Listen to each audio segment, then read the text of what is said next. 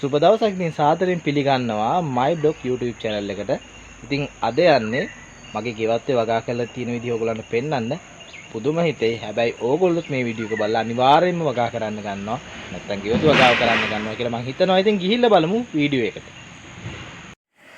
නිමාඩු දවසට ගෙදරට වෙලා කම්මැලිකම ඉන්නේ නැතුව මේ වගේ වගාවක් කරන්න පුළුවන්. ඉතින් ගොඩක් දෙලාට මගහැරිච්ච දෙයක් තමයි ගෙවතු වගාව කියන්නේ. ඉතින් මේ ගෙවතු වගාව හරියට කාරව කරනවා නම් ගතට සිතට වගේම ආර්ථිකයට ඒ වගේම මේ වගේ ඵල හට ගන්න උන සතුටකින් දේ ලබා ගන්න පුළුවන්. ඉතින් මේ හැම පැලයක්ම වගා කරලා තියෙන කාබනික් පොහොර යොදලා විශේෂයෙන්ම ගොම පොහොර, කුකුල් පොහොර වගේම දිරායන කොළරොඩු. ඉතින් ඔය එතන මම හිටවල තියෙනවා බටු පොර කවර වල තමයි හිටවල තියෙන්නේ.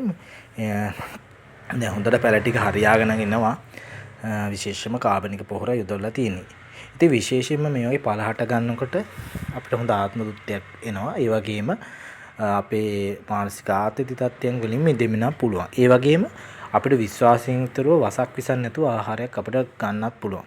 තක්කලි හිටවල තියෙනවා.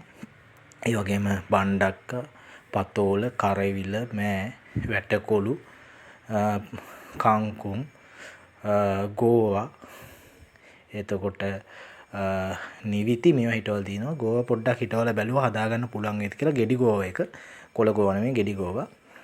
ඉතින් වටේටම මේ වගේ වගා කරලා තියෙනවා. ඉතින් හරිම සුන්දරයි. ඒ වගේම හරිම ආත්ම තෘප්තියක් ලැබෙනවා කියලා කියන්නත් පුළුවන් මේවා දකින්නකොට.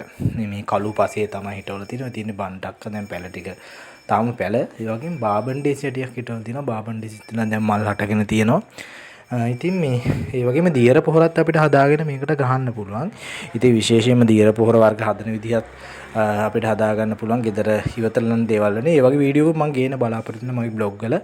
ඉතින් ඔයගොල්ලෝ මේ වීඩියෝත් එක්ක එකතු වෙලා ඉන්නේ මේ වගේ ලොකු කියන්නේ අපේ ආත්ම තෘප්තියක් ඒ වගේම අපිට ප්‍රයෝජනවත් දෙයක් ලබා ගන්න පුළුවන් තමයි වීඩියෝ තමයි ගෙනන්නේ. ඉතින් ඔය ආකාරයට බණ්ඩක්කා ටික තමයි ඔය තියෙන්නේ.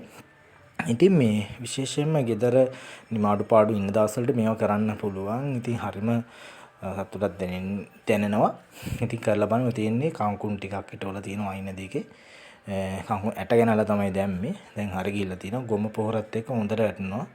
කිසිම කාමයක ගොඩක් කාබනික පොහොර යොදන්න සාමාන්‍යයෙන් ඔය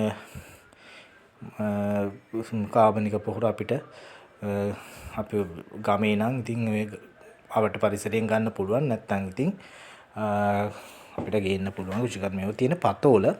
ඉතින් පතෝලත් දැන් රෑන් නැදීගෙන ඉන්නේ. ඒකට පන්දලම් දාලා තියෙනවා දැන් රෑන් නැදින්න. අපි බලමු. ඔය තියෙන්නේ ගෝවා. මේ ඇවිල්ලා මේ මල් මේ ගෙඩි ගෝව එක, කොළ ගෝව එක නෙමෙයි, කොළ කන එක නෙමෙයි, මේ ගෙඩි ගෝව එක. දැන් පැල හොඳට හදිනවා. මේකේ යට කොළ කඩන්න ඕනේ. ඊට පස්සේ පස් දාන්න ඕනේ. ඊට පස්සේ තමයි අපිට අර ලස්සනට ඒ ගෝව එක හදා ගන්න පුළුවන්. ගෙඩි ගෝව එක. ඉතින් හරිම මේ ගෙවත්තවට යනකොටත් හරි සතුටක් දැනෙන්න. ඔය තියෙන බෝංචි අපිට කියන්න බෑ. බෝංචිත් හදලා තියෙනවා. දැන් බෝංචිත් රෑන් නැදිලා තියෙන්නේ. කියන්නේ දැන් උඩට යනවා වැල් ටික. උතනත් පොර කවර වල තමයි තියෙන්නේ බෝංචි ටික. ඔය තියෙන්නේ බෝංචි. ඉතින් බෝංචි තියෙනවා. එතකොට පැරණියා මිරිස් තියෙනවා, මාළු මිරිස් තියෙනවා, කොච්චි තියෙනවා, මිනිස් වර්ගක් තියෙනවා. උතන මේ පන්දලන් දාලා තියෙන පතෝල, වැටකොළු, කරවිල ඔය ටික තමයි යන්නේ. උතනත් තියෙන බෝංචි වෙලක්. ඉතින් හැම පැත්තෙම වගා කරලා තියෙන්නේ. හැම පොඩි ඉඩකටම ප්‍රයෝජන. ඉතින් මේක මහල් නිවාස, තට්ටු නිවාස කියන මහල් නිවාස. ඒ වගේම පොඩි ඉඩක්ද පර්චේස් එකක්ද දෙකක්ද නැහැ.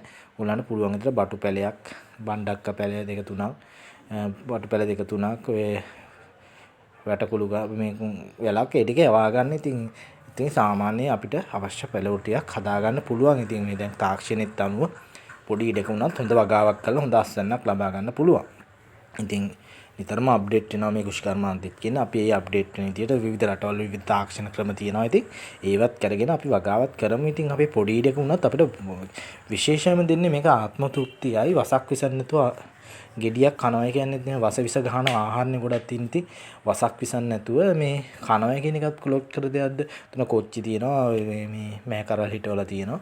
මං කිව්වා වගේම වසක් විසන්න නැතුව කන එකත් හරිම ආත්ම තෘප්තියන්නේ. කරවිලා තියෙනවා.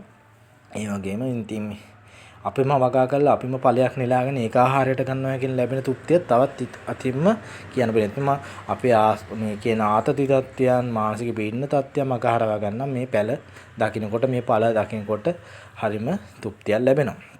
ඔය තියෙන කොච්චිය අර බෝල කොච්චි එක මේ නයි කොච්චි එක පැල ටික දැන් හොඳට සරුවට හදනවා. තාම පැල තියෙන්නේ. අපි බලමු ඉස්සරහට වීඩියෝ ගේනවා මේ වගේ පළදාව නෙලනකොට පළදා වෙනකොට මල් හට ගන්නකොට හැම එක අපි වීඩියෝ එකක් අරගමු බ්ලොග් එකක් ගේමු.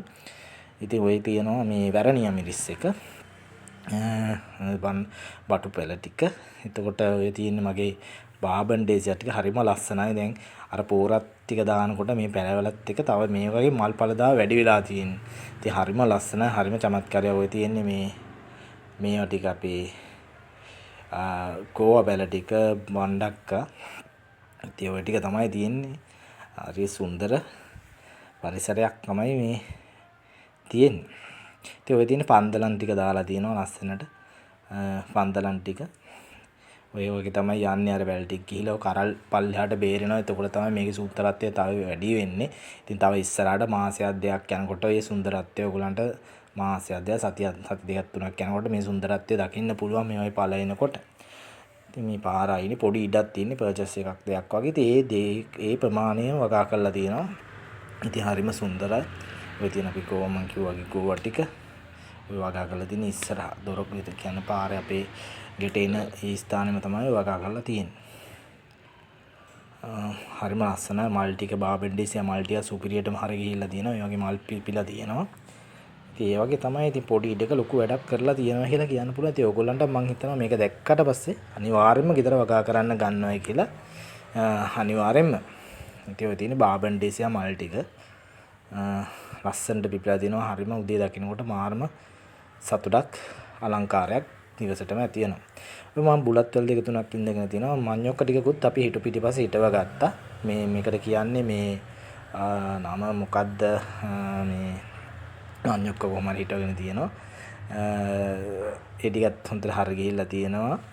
බුලත් වල ටික තුනක් ඒ බුලත් කියන්නේ තම හොඳ ආර්ථික වාසියක් ගෙන පළදා ඊතර වැල් පහයක් හදාගත්තා කියන විකුණන්න පුළුවන් සයිස් එකට හදා ගන්න පුළුවන්.